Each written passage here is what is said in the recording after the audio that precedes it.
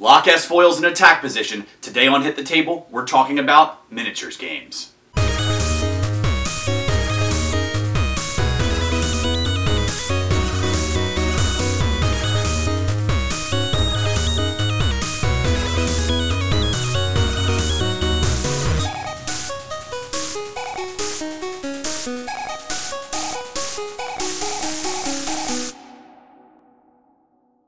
Let's face facts, miniatures are awesome. And while it can be fun to use your imagination or think in the abstract while sitting around a table playing games with your friends, sometimes you really want a physical representation of the things that you'd be doing.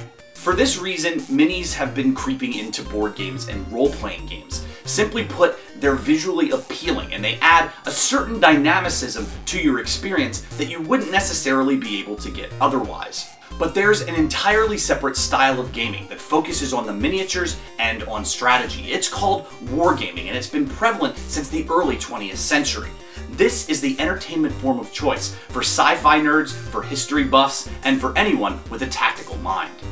Wargames actually have a long history in modern civilization. They really began with chess, an obviously more abstract experience, but one of the most popular board games in the world. Even in the early 1800s, there was a desire for a more literal interpretation of warfare, and so a German military officer developed a game called Kriegspiel that became the basis for training of Prussian troops. Kriegspiel actually invented many of the conventions that we still use in wargaming today. It used a grid system that you could draw a map onto, and players would roll dice to determine if they hit or miss. But it was famed science fiction author H.G. Wells that brought wargaming to the consumer with his game Little Wars. This is a part of his history that is not so often talked about, but he really helped to invent the modern incarnation of this genre. Popularity continued to grow, but it was after World War II that wargaming really began to hit its stride. Troops coming home wanted to keep their military minds fresh, and so they turned to these kinds of games to work out the strategies in their heads. In the 1970s, a man by the name of Gary Gygax invented a game called Chainmail that eventually, after several adaptations, became Dungeons and Dragons. This is where you see the split between miniatures wargaming and role-playing games. Role-playing games focus on the story.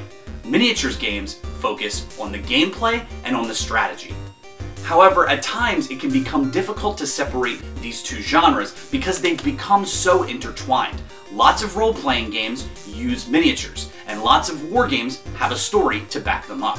The reason I'm emphasizing all of this history is because I want to highlight exactly how important miniatures games have been to the growth of gaming as a hobby in general.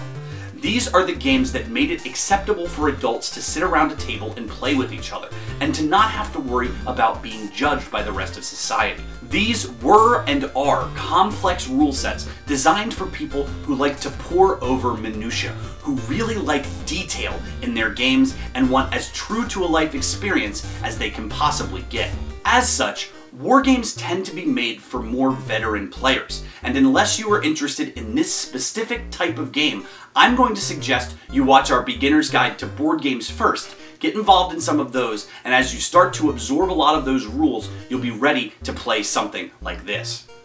I do have to admit that I'm not exactly an expert in miniatures wargames, but that's not because I don't enjoy the style. I really like the lighter systems that I've played, but the more complex variants, the ones that really take a lot of time to learn, have always been a problem for me. Frankly, I just don't have the time to paint a bunch of miniatures and to set up a great display of the scenario. I would love to do that kind of thing, but I'm too busy role-playing and playing indie games and playing board games with my friends. So if I could devote more of my time to miniatures gaming, I'd probably love it. That being said, I want to present to you 3 games that are a great gateway into the world of miniatures gaming and that will hopefully get you excited about it if this is the kind of thing that you'd like to spend time doing. Let's get to it. While wargaming began as a means to recreate legendary historical battles, it has since become the realm of genre fiction. And what genre is more popular than the superhero? Heroclix is a game that was designed ostensibly for children, but it's so complex that adults can get a lot of joy out of it as well. After all, what's better than getting to play as your favorite superhero? Just like Kriegspiel, Heroclix is played on a grid, a plastic mat that uses colors to denotate environmental effects. Perhaps you have cover in a certain area. Perhaps you have water in another. This can all have a severe impact on your character. It might decrease the amount of damage he takes, or if you're Aquaman, you might be able to swim through the depths of the water to escape your enemies. Once you've selected your arena, players then choose a team of heroes that are assembled based on point values. So if you'd like to play a 400-point game, you can have as many characters as that will allow you. What's great is that in casual play, Heroclix has across-the-line rules, so you can play DC versus Marvel. You can live out all of those fantasies you had as a kid of Batman fighting Dr. Doom or Superman fighting Spider-Man. It's really a great time. But what really sets Heroclix apart is its ever-shifting gameplay.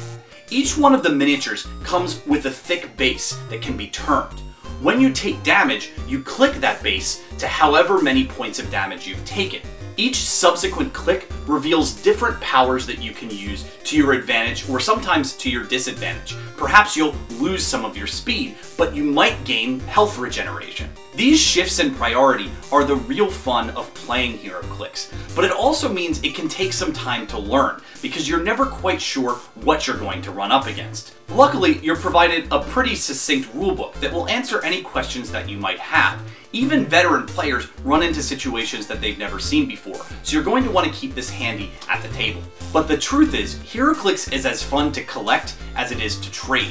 And this is one of the major points of the miniatures wargaming hobby that I haven't brought up yet. A lot of times, it's just aesthetically pleasing to have on a shelf. This Cable and this Wolverine are really fun to put out and have as a conversation starter with my nerdy friends. Heroclix can be purchased a number of ways, but what you should really start out with is a starter set that will give you a few maps to start out and a few really good characters to play with that you'll be familiar with and that you'll really be able to have a good time playing. Once you decide whether or not this is the game for you and whether or not you want to continue your collection, you can start to purchase booster packs that will have randomly divided heroes for you to use at your table. There are sets of 5 that you can buy, and there are also individually wrapped ones called Fast Forces. Honestly, I spend a lot more time looking at my minis for Heroclix than I do playing, but every time I've had a chance to play, I've really enjoyed myself. It's something that's a little bit more effortless than a lot of other war games out there. You can really learn it in a few minutes, and I think for that reason, it's a great way to get into this genre. If comic books aren't your speed, then maybe Star Wars is. And for my money, XWing the Miniatures game is the best war game on the market today. This is the Millennium Falcon. It's the ship that ran the Kessel Run in 7 parsecs, or at least it's a one-to-one replica of that. They actually used the original models from Star Wars to create these miniatures, and I can't tell you how beautiful they are unless you see them in person for yourselves. XWing is the kind of game that sells itself, because if you're a Star Wars fan, you're going to want to own this regardless of whether or not you're going to play the game. But luckily, it's one of the most fun and dynamic war games I've ever had the pleasure to play. Just like Heroclix, each ship in your squadron is worth a certain amount of points, and before you start the game, you determine how many points you want to have on each side. This game takes place during the era of the original films, and you play Rebels versus Imperials. Rebels tend to have ships that are a bit beefier, that have some shields, and that do a lot more damage. Imperials, on the other hand, have lower valued ships that you can get more on the field, and they also tend to be faster and more maneuverable. While the game is designed to be played one-on-one, you can certainly add other players. You might just have to split your point count, so if you're doing a 100-point game, 2 players on the Rebel side might each have 50 points. What's great about XWing is the enormous amount of customization you have available, regardless of which ship you choose to fly. With leftover points, you can choose to purchase upgrades, like proton torpedoes, or names for your ship that give you different kinds of powers that you can use in combat. You also get to pick who's piloting your ship, so you might get to be Luke Skywalker, or Biggs Darklighter, or Darth Vader, whoever it is that you want to play, and each one of them feels distinct and different. The basics of gameplay are incredibly simple. Each ship has 4 stats they have to worry about. You've got attack, agility, hull, and shields. When you're ready to attack, you roll the number of attack dice determined by your attack value. Same thing for defense. When you're ready to defend against an attack, you use the agility value and roll that number of defense dice. Each die has a collection of symbols that represent a successful hit or a successful block. If the attacker rolls more hits than the defender rolls blocks, then he does that excess amount of damage. The damage comes out of shields first and then out of the hull. Once you're down to 0 hull points, you blow up and you're off the board. The game certainly gets more complicated than what I've just described, but not by much, and this makes it a perfect beginner's experience. But I also think that veteran players are going to have a lot of fun with X-Wing as well, because there's so much that you can do with the relatively simplistic rules compared to other systems. If nothing else, this game gives you the exhilarating feeling of having a dogfight in the middle of space, rebels versus Imperials, exactly what you always imagined in your head as a kid. And seeing the ships move across your table is just as cinematic in your mind as watching it on the big screen. You can pick up an X-Wing starter set for about $30. You get a single X-Wing and 2 TIE fighters, as well as a number of cards that you can mix and match to play a single round of 1v1. However, you can then go on to buy different booster packs. These do tend to get a little expensive, but when you look at the details in the model, you definitely can see why they're worth it. Usually they're about $15 a booster. The big ships like the Millennium Falcon and Slave One tend to get a little bit more expensive than that. But every single booster I've picked up has been worth it. It's added a new dynamic to the game, and my friends and I really can't wait to get together once or twice a month to play this game and see who will win. Regardless of whether or not you're interested in miniatures war games, if you're a Star Wars fan, you need to own this.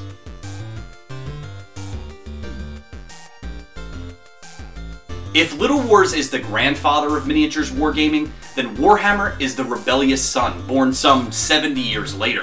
Warhammer helped to repopularize this genre while also taking it back to its roots. But when I talk about this game, I'm really talking about 2 separate properties. There's Warhammer Fantasy that came first in 1983, and then you have Warhammer 40k, a science fiction version of the game released in 1987. Both games are immensely popular, but I'm going to be focusing more on Warhammer 40k because frankly it's the game that I know more about. 40k takes place in a violent dystopic future where various factions vie for control of the galaxy. Most of these factions are based off of traditional fantasy tropes and given sci-fi technology. You have races based off of dark elves, high elves, dwarves, orcs, humans, but given a new twist and a new context in this far future setting. And while story is a significant element to Warhammer 40k, it's really about the tactical battles that take place at your table. Like the previous titles on our list, Warhammer has its players collect individual units, allowing them to build different kinds of armies that they construct given certain point values. However, it's more old school in its approach than the other games, because it actually forces players to paint their miniatures and to construct their own terrain. For many fans of this system, that's a big part of the appeal of Warhammer. They really like the tactility of having to construct their own environments and being able to paint their individual miniatures however they like with as much detail or lack of detail as they require. Since its initial release 30 years ago, the creators of Warhammer, Games Workshop, have built a lot of rules around this property. There are rules for land combat, for naval combat, for space combat, for orbital bombardment. You can really play any kind of battle that you'd like to. But this also means that this is an incredibly complex rule set. You won't get it all in one sitting. You've really got to take the time to learn it. And that means it can have a bit of a barrier to entry. Warhammer 40k's complexity hasn't stopped thousands of people from getting into the hobby, and it won't stop you either if this is the game that you're interested in. There's a reason that it has dominated the wargame scene for so long, and that's because it's one of the best examples of the gameplay. If you're looking for the core of what miniatures wargaming can be, Warhammer 40k is probably for you. Miniatures games are often intense and difficult to learn, but they also reward persistence, and if you stick with them, they'll be some of the most fun you'll ever have at a table. These games are not passive experiences. They require you to be engaged and focused, and in a world where we're constantly distracted, that's a very good thing. Wargaming teaches you how to think ahead and how to strategize, and it often looks really good doing it. Most people who walk by your collection of figurines or see a fully set up environment aren't going to be able to resist asking you what you're doing and asking maybe if they could have a chance to play. But you might be asking why I didn't include more traditional fare. Why weren't there any historical miniatures games? Well, the fact of the matter is, many of those games are more complex than I would offer to a new player, and I also just don't have that much experience with them. While I would love to play a game like Flames of War, I just haven't had the opportunity to. So, perhaps one day I will update this video with some new information on games that I didn't have a chance to play yet. I also know that a lot of veteran wargamers are going to criticize my inclusion of XWing and Heroclix on this list. But the fact of the matter is, every time I've played these games, I've had a great time. And though they may not be the most intense or complex or even interesting of wargames, they're certainly good for getting people into the hobby. And that's what this is all about. If you want a more advanced guide, well, you're gonna have to wait for that sometime later. Our question of the week is very simple, and we're really just doing it for research purposes. Which do you prefer? Board games, role-playing games, card games, or miniatures games? And please tell us why. If you have any questions or opinions that you'd like to espouse, please comment in the section down below. We really love communicating with you, and we'd like to talk more about minis wargaming, role-playing games, board games, whatever it is you'd like to talk about. We'd also like to encourage you to check out jetpackjoust.com, where we're talking about an awful lot of tabletop stuff lately, but we also discuss indie games and really anything gaming that's important to you. We like to think we have really in-depth content that's going to educate you and entertain you, so please check that out. You can also find us on Twitter at JetpackJoust or Facebook.com/JetpackJoust. This is the last episode of our Beginner's Guide series, and so soon enough we'll start going more in-depth with individual games. We'll hope to give you some live plays of various games that I really enjoy, and soon, if we have any luck, we're going to have a Numenera podcast for you to be listening to. So, keep your eyes and ears open. There's a lot in the forefront of Jetpack Joust. Until next time, a Bill Murray.